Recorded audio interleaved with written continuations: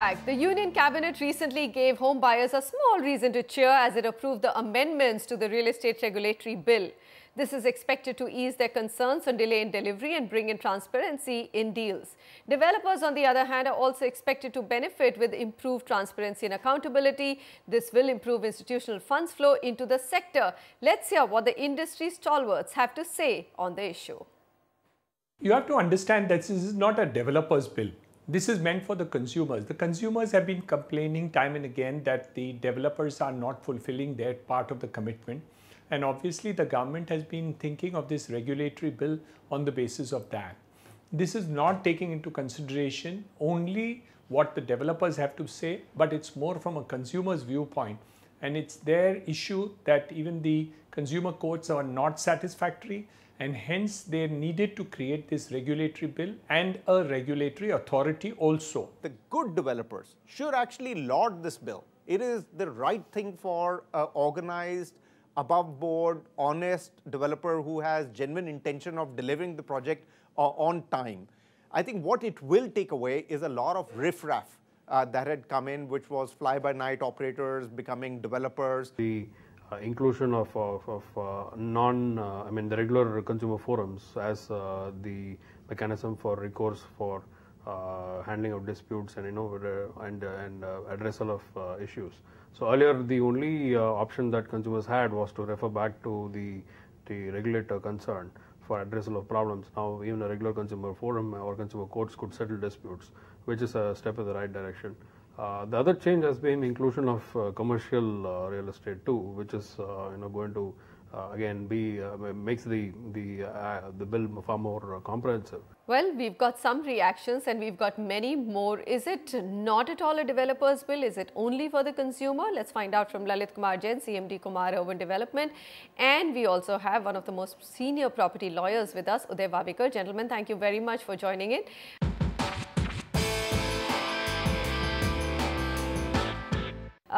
First of all, Mr. Jain, from you, developers are saying this is a bill only for the consumers. But then it's not a bad move at all. It will actually weed away the widespread non-transparency and, of course, developers who are not very serious about the business, isn't it?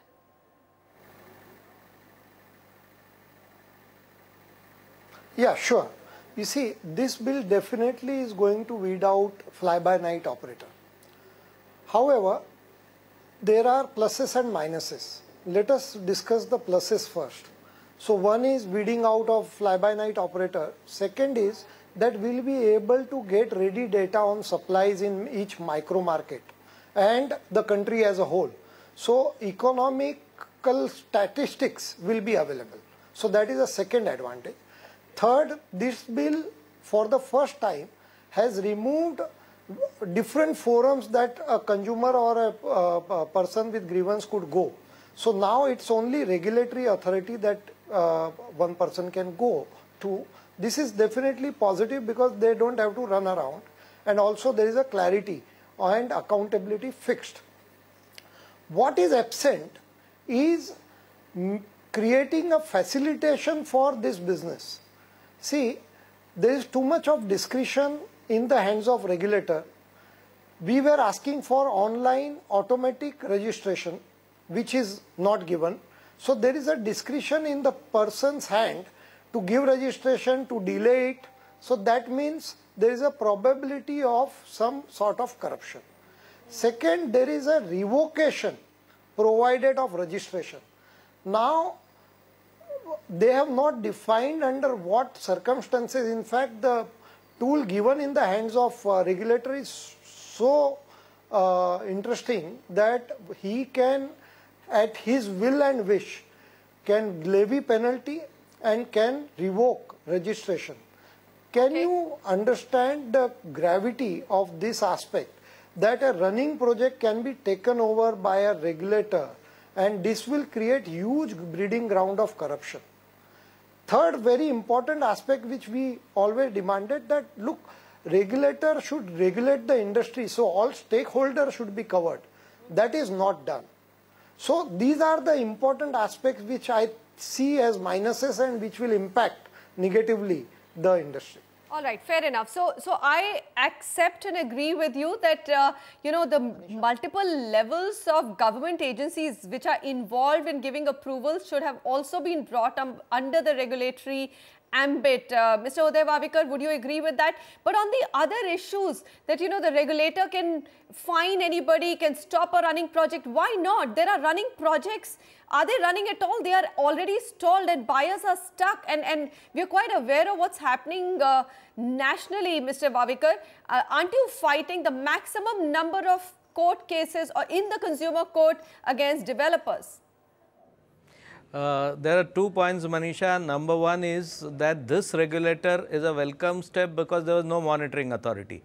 Now you have a monitoring authority, you have registration, you have transparency in terms of bill, but if you look at it, consumer forums are still additional remedy, and this regulator has no executing powers at all, no teeth to bite. I had a clear discussion with then Housing Minister at the time on the media, and he admitted that what provisions under section 27 are, those provisions are totally removed from this bill. In the sense, if a regulator, if a particular builder does not follow, and there is a provision of jail for 3 years for him not getting the project completed or occupation certificate or statutory obligation, regulator cannot send him to the jail. You have to go to a criminal court again, and we don't know how many years it will take. Vis-a-vis the consumer forums have deterrent straight away. Under section 27, 6 builders have gone to the jail. So therefore, this regulator has no powers to bite, number one. Number two is certain provisions. For example, parking has been diluted totally under this regulator, new regulator, because now MOFA will get repealed. MOFA was excellent as far as MOFA means Maharashtra Flat Ownership Act.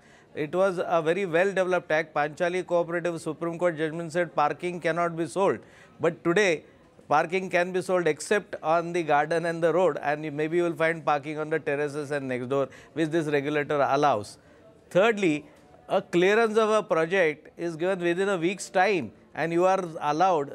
My learned friends were saying fly-by-night operators will be reduced. Yes, to an extent, because there is a registration, there is accountability.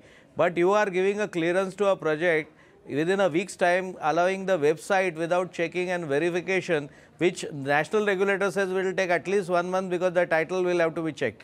Title is always a complicated thing, and consumers may be taken to the ride because these developers will be allowed to sell the projects on the website officially, and selling dreams would come, ready-made projects may come.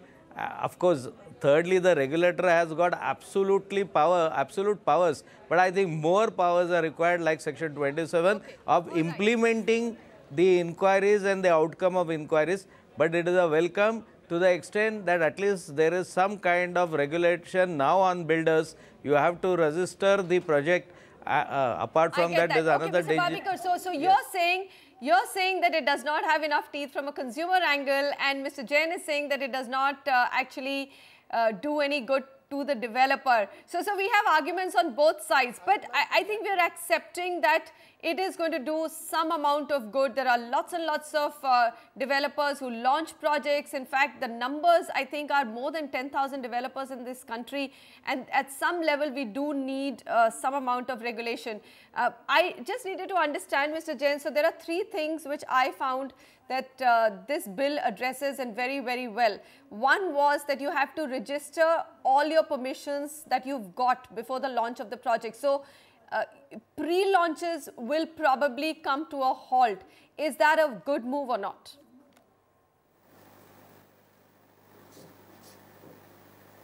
Of course, yes. But before that, Manisha, what my learned friend said, very important that they have a deeming provision of 7 days, but regulator continues to scrutinize and awards your ID only on satisfaction.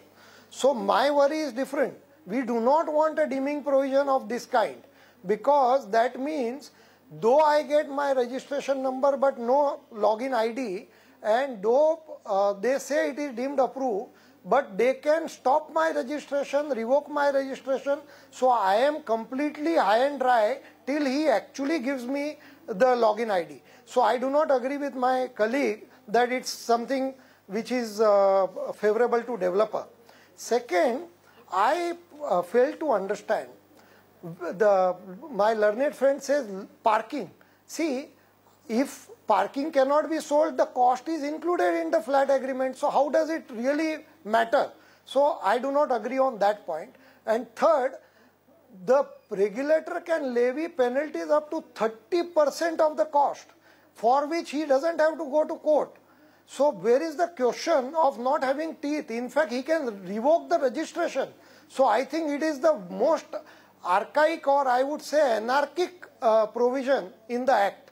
Now coming to your point, pre-sales. See, pre-sales were never good, but there was a system followed, and especially in NCR region, and where the money was being raised, because you know banks do not fund land cost. Now to cater to such a large market, fundraising has to be done. So there was a system, rightly, wrongly, it was being followed. We are happy. In fact, CREDAI, from time to time, when I was chairman and president, we said, please put in escrow account. Please put in the regulation where we do not launch projects before approval. So I do not see any problem there. Only there has to be certain exemption for investor agreement which do not form part of this flat sale to consumers. So we need to have some kind of, or bank should come forward to actually fund land cost. Otherwise, this whole industry can go in jeopardy. Okay. All right. So you've got your argument. I'm going to come back to you, Mr. Vavekar. You know, one of the provisions was the escrow account, which Mr. Jain says that he'd been fighting for, and he also believes is a good move, but it's got diluted from 70% to 50%. Do you think that's enough to ensure that all the monies which are collected from the consumer actually go into developing that project and are not siphoned off or actually diverted to buy more land? The provision says that if you can't get the OC, the flat purchasers can come together and get the OC. Who will get, because the developer has already sold a flat, booked his profits, how you can get a OC and incur an additional cost and leave it to the consumers? Third is, as far as conveyance is concerned, it is said that within 6 months, if a developer does not give a conveyance, the conveyance can be given only of the building and the land below the building. What happens to the TDR and FSI? It continues with the developer. Therefore, I say this is more developer oriented than consumer oriented and diluted bill, but welcome changes. And I do not agree with Mr. Jain that because once you sell the projects, who is going to be accountable? You make your profit at the booking time and you run away with this regulator's dilution, and then who puts you target on the statutory obligations? Who will do the statutory obligation? The buyers. That's not correct. It's most unfair. And therefore, this is a good bill. I will not say it's not a bad bill, because at least national level, and again, what are the contradictions between national regulator and state regulator? Every state will keep their regulator, and then the national regulator. There are totally contravening provisions. I can show it to Mr. Jain. Gentlemen. So therefore, fair enough, gentlemen. We've heard both sides of the arguments, and we've also flashed all the key highlights of the bill. And let's see, it's an evolutionary process. Just as the industry says, look, we are evolving, we are getting more transparent, competition is actually weeding out the not so good players. Even a bill, I'm sure once it's implemented, some loopholes will be discovered, and it can always change, it can always become better, but definitely something which was required. Thank you very, very much for joining me, both of you. And of course, why we need the bill. Just let's flash these figures. Look at the average project delays. This is Prop Equity data, and it's quite startling on what's happening. Between 2010 and 2014, in the Mumbai metropolitan region, the average delays in projects which were to be delivered was 20 months. In the National Capital Region, the figure went up to 30 months. South probably held the best report card, and the delay was 15 months. But in the industry where, 6 months is actually, Samir, accepted as a norm rather than an exception, isn't it? Absolutely. I think I've been talking to many people from the industry, and they say, a typical project in the NCR region takes 7 years, and we tend to commit 3 years. So I don't know what the consumer feels, but I think 5 years is what a consumer feels, that if he gets the project, he's happy. Very happy. And I think now, because the regulator will require you to specify your end date, people are going to be far more cautious, or developers are going to be far more cautious in over-promising, isn't it? If they know that they can never complete a project in 3 years, they will not be putting that up, or they will not put that up. That's already started to happen now, yes. with because they really now can't fool the consumer anymore by giving an agreement of 3 years, when every consumer knows that projects take are 5 so years. badly delayed that they won't buy it.